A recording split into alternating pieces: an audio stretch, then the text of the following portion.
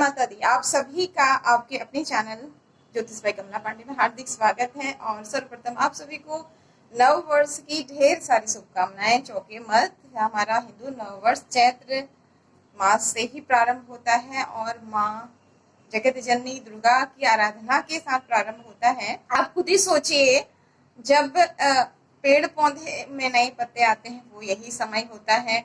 आपके स्कूलों में नए एडमिशन्स होते हैं वो यही समय होता है।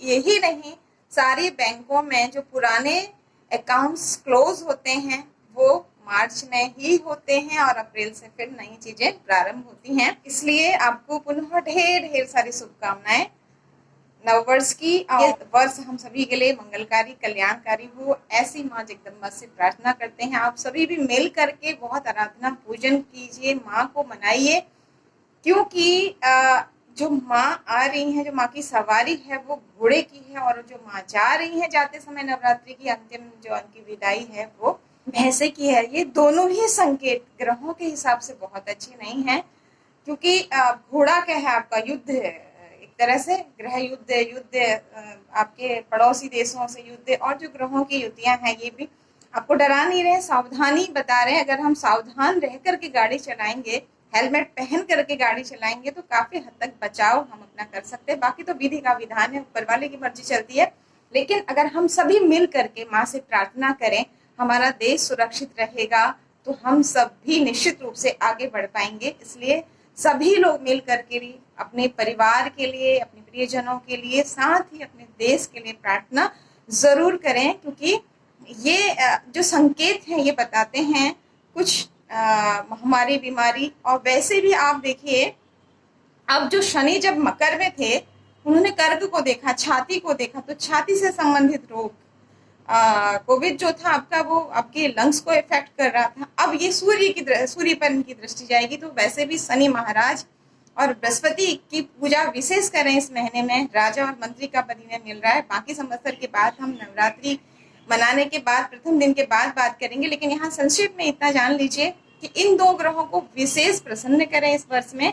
और अब जब शनिदेव कुंभ राशि में, हालांकि स्वराशि में राजयोग बनाएंगे, लेकिन यहाँ पर ये जब राहु की दृष्टि में होंगे तो शनि और राहु दोनों की जब दृष्टि का युति यहाँ पर बनेगा, साथ ही इनकी दृष्टि जो होगी वो सिंह राशि सूर्य की राशि पर होगी। सूर्य आपके शरीर के तापमान को बताते हैं। आपके जितने भी फीवर रिलेटेड प्रॉब्लम्स हैं वो सूर्य, जिन बच्चों की कुंडली में सूर्य कुपित होता है बचपन में, उन्हें बहुत जल्दी इन्फेक्शंस, बुखार होता है। तो ऐसे कुछ बीमारियों से हमें सावधान रहना होगा और माँ जगत जननी से प्रार्थना करनी होगी कि हम सभी के लिए आने वाला वर्ष मंगलकारी हो। जब हम एक साथ मिलकर के प्रार्थना करेंगे तो निश्चित रूप से बहुत सारी समस्याओं से लड़ पाएंगे। आइए चर्चा को आगे बढ़ाते हैं। घट स्थापना का शुभ मुहूर्त आपको बताते हैं। सबसे पहले 2 अप्रैल 2022 से आप चैत्र प्रतिपदा आपके नवरात्रि प्रारंभ हो रही है। ढेर सारी शुभकामनाएं। पुनः एक बार जयकारा जरूर लगाएं और जय माता दी की जरूर लिखें। आप सभी जो भी हमारे व्यूवर्स हैं या पहली बार आप हमारे चैनल पर आए हैं तो इस वीडियो में प्लीज मैया का जयकारा जरूर लगाएं। भाई मेरी सचिया जोता वाली तेरी सदा ही जय हो, जयकारा शेरा वाली दा बोल साचे दरबार की जय। महामाई सबकी रक्षा करे, क्योंकि महामारी बीमारी से रक्षा करने वाली माँ जगत जननी ही है। हम सभी से जाने अनजाने जितने भी अपराध गलतियां हुई हैं, माँ हमें क्षमा करें, ऐसे कान पकड़ते हुए माँ से प्रार्थना करें, क्योंकि हम आपके बच्चे हैं, हम ना भक्त हैं ना ज्ञानी हैं, हम आपके अबोध शिशु हैं। शिशु तो कैसे भी अपनी माँ को पुकारता है तो माँ आ जाती। जब आप इस भाव से, एक शिशु भाव से उन्हें पुकारते हैं तो निश्चित रूप से वो आती हैं। अनजाने में हमसे हर दिन गलतियां होती हैं। हम प्रकृति के साथ छेड़खानी करते हैं, पेड़ों को काट देते हैं, कहीं कुछ भी ऐसी चीजें ना चाहते हुए हमारे हाथों से हो जाती। तो उनके लिए भी ऐसा ना सोचे कि आपने तो कुछ जानबूझ के गलत नहीं किया। उन सभी के लिए माफी मांगे और माँ से शिशु भाव में जितना आपसे हो सकता है, अगर आप व्रत नहीं भी रख सकते हैं, माँ की जोत नहीं भी जला सकते हैं, सुबह शाम माँ की प्रार्थना करें, क्योंकि ये 9 दिन विशेष होते हैं आपके पूरे वर्ष को मंगलमय बनाने के लिए। बाकी तो माँ जिससे चाहेगी उसी से करवाएगी। हम सब तो उनके हाथों की कठपुतलियां हैं। वो जब जिसको जहां घुमाना चाहे वहां घुमाती। क्योंकि जब देवताओं पर भी संकट आ गया था तो सभी देवताओं ने मिल करके माँ जगत जननी की आराधना की थी। आपने अगर दुर्गा सप्तशती पढ़ी होगी, उसमें ये वर्णन आता है कि किस तरह से सभी देवी देवताओं की तेज पुंज मिल गया और वो एक स्त्री के रूप में परिणित हो गया और सभी देवी देवताओं ने अपनी शक्तियां उन्हें दी, अपने अस्त्र शस्त्र दिए। फिर माँ ने शुंभ निशुंभ महिषासुर जैसे राक्षसों का वध किया। रक्तबीज जैसे राक्षस, आप ये मत सोचिए कि आसुरी शक्तियां कम होती हैं। कई बार इंसान सोचता है हम तो बहुत नियम से रहते हैं, पूजा पाठ करते हैं, लेकिन आसुरी शक्तियों को समाप्त करने के लिए देवताओं ने अपने तेज पुंज को एकत्र किया था, सोचिए। फिर उन जगत जननी को भी कितनी परेशानी हुई थी जब रक्त बीज को मैया मारती थी तो एक नया राक्षस उसके रक्त से पैदा हो जाता था, लेकिन अंततः माँ ने सारे राक्षसों का संहार किया और अपने भक्तों का संरक्षण किया। तो इसी तरह माँ सदैव हम पर भी अपनी कृपा दृष्टि, दया दृष्टि बनाए रखें। जब हम किसी का अहित नहीं चाहते हैं और अपने सत्कर्मों को करते हैं, जाने अनजाने की गलतियों को के लिए माफी मांगते हुए निरंतर आगे चलते हैं, तो निश्चित रूप से माँ मातृत्व भाव से हमारी रक्षा मदद जरूर करती है। अब बात करते हैं 2 अप्रैल 2022 के दिन आप जो कलश स्थापना करेंगे उसका शुभ मुहूर्त क्या होगा। वैसे ब्रह्म मुहूर्त तो अति उत्तम होता है, वहां कुछ मुहूर्त देखने की जरूरत ही नहीं अगर आप 4 बजे 5 बजे उठ के करते हैं, लेकिन फिर भी अगर आप देर से कर रहे हैं तो 6:30 से लेकर 8:30 के बीच का जो मुहूर्त है वो अति उत्तम होगा आपके कलश स्थापना के लिए। इस समय में अगर आप पूरी पूजा नहीं भी कर पा रहे तो घट स्थापना जरूर कर दीजिए और माँ से प्रार्थना जरूर कीजिए। अगर आपकी कोई बहुत बड़ी ऐसी कामना है, आप उसके लिए बहुत प्रयत्न कर रहे हैं और वो कामना आपकी पूरी नहीं हो रही है, लेकिन सदैव याद रखें कि कर्म प्रधानता जरूरी है। अगर आप प्रयत्न भी कर रहे हैं, आप योग्य भी हैं, फिर भी किसी कारण से आपकी कामना पूरी नहीं हो रही है, जब आप कलश स्थापना करेंगे तो जब ज्वारे बोएंगे आप मिट्टी में नीचे एक पेपर में अपनी कामना लिखें और माँ से कहें कि मुझे मदद करें, राह दिखाएं। उसके ऊपर मिट्टी रख करके फिर ज्वारे बो करके कलश रखिए। देखिए 9 दिन पूजा करने के बाद माँ निश्चित रूप से आपकी मनोकामना पूरी करेगी। कभी कभी हमारी कुछ मनोकामनाएं पूरी नहीं होती हैं, अगर हम समर्पण में रह करके माँ की सेवा पूजन कर रहे हैं तो निश्चित रूप से उस कामना पूर्ति नहीं होने में भी कुछ भलाई होती है। ये था घट स्थापना का शुभ मुहूर्त। और जैसे आपको बताया कि घोड़े पर माँ आ रही हैं तो युद्ध जैसी स्थितियां बनेंगी, वैसे पर जा रही हैं, तो ये मतलब एक तरह से देश के लिए, प्रजा के लिए, स्पेशली राजनीति में उथल पुथल के लिए ये सब अच्छा नहीं है।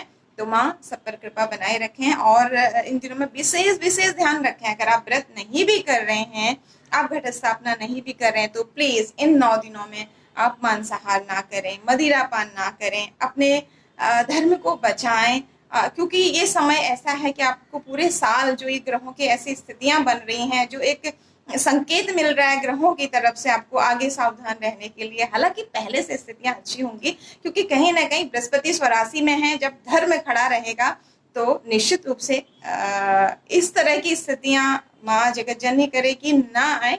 लॉकडाउन जैसी स्थितियां भारत में नहीं आनी चाहिए।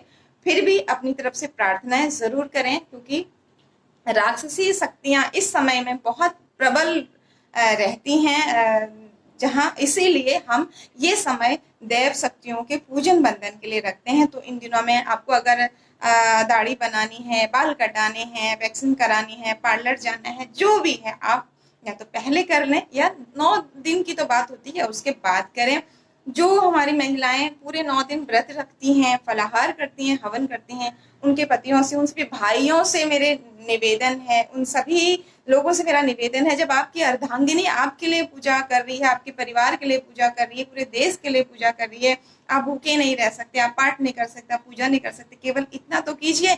जितने दिन वो व्रत रखती उतने दिन आप सेविंग नहीं करेंगे, बाल नाखून नहीं काटेंगे, इतना तो उनका साथ दीजिए क्योंकि वो आपकी अर्धांगिनी है, वो पुण्य कर्म करती हैं तो आपके खाते में डालती हैं। तो उन सभी से मैं निवेदन करती हूँ क्योंकि बहुत सारी मेरी बहनें माताएं ये इस चीज की कंप्लेन करती हैं कि हम करते हैं लेकिन घर में कोई नहीं सुनता। तो प्लीज आप लोग इतना तो सहयोग कर सकते हैं, इतने दिन घर में लहसुन प्याज ना बने, इतने दिन घर में ये सब चीजें ना आए, इतने दिन आप भी सात्विक, वो अगर भूखी रहती है तो आप सात्विक आहार कर लीजिए, इतना तो कर सकते हैं। अब आशा करते हैं कि आप लोग पूरा सहयोग करेंगे जो लोग आगे बढ़ रहे हैं, क्योंकि अगर कोई चोरी कर रहा है, उसके साथ कोई चोरी कर कहता है और सहयोग करता है तो उसे भी पुलिस पकड़ के ले जाती है।